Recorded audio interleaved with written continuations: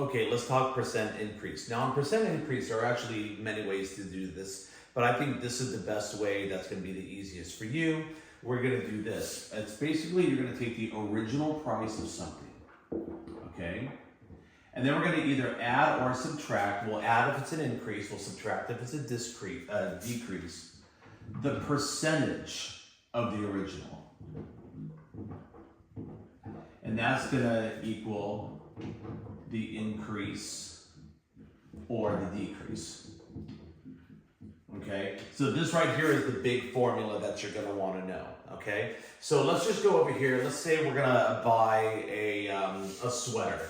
Okay, and the original price of the sweater is going to be $90.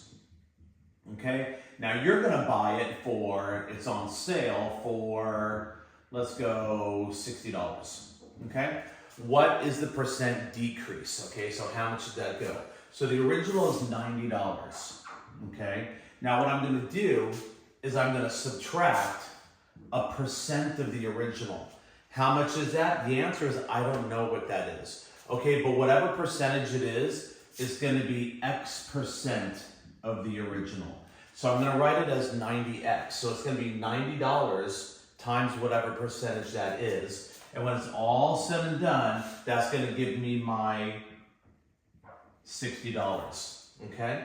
So now if I do the math, I'm just going to go minus 90, boom, boom. I'm going to get negative 90x equals a negative 30. I'm going to divide each side by 90.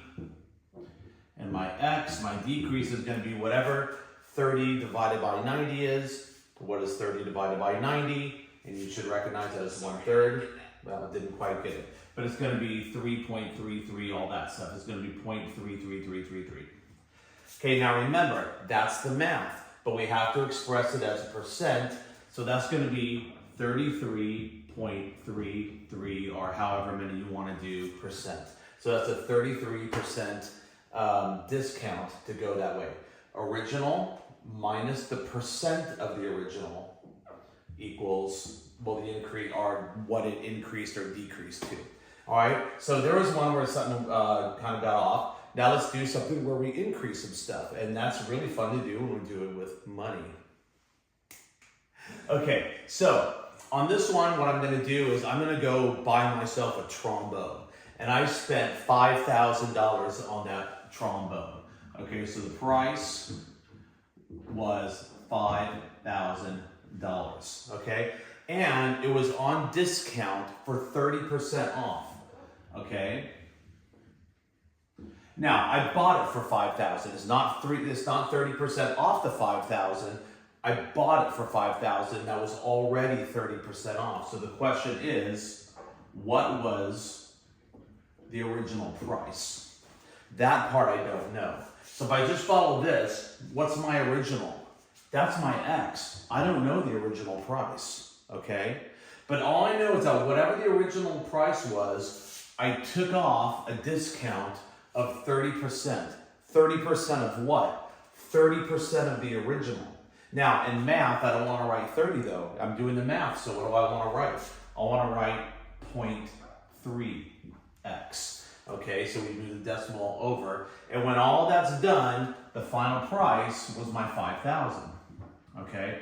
Ooh, decimals. I hate decimals. There's a couple things you can do with this. Number one, first of all, remember that's a 1x. That's going to help you. Okay, if you really hate the decimal, you can just move him over 1, move him over 1, move him over 1. 10x minus 3x equals 50,000x. That's one way. But guys, 1 minus 0.3. That one's not too hard. That's just going to be a 0.7x equals 5,000. Okay, 1 minus 0.3 is 0.7. Okay, and so once I combine these, I'm just going to divide each side by a 0.7.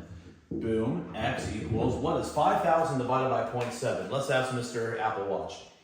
What is 5,000 divided by 0.7? It's approximately 7,142.8571. I'll go 3. We're going to just estimate a little bit there. $7,143 was the original price of the trombone.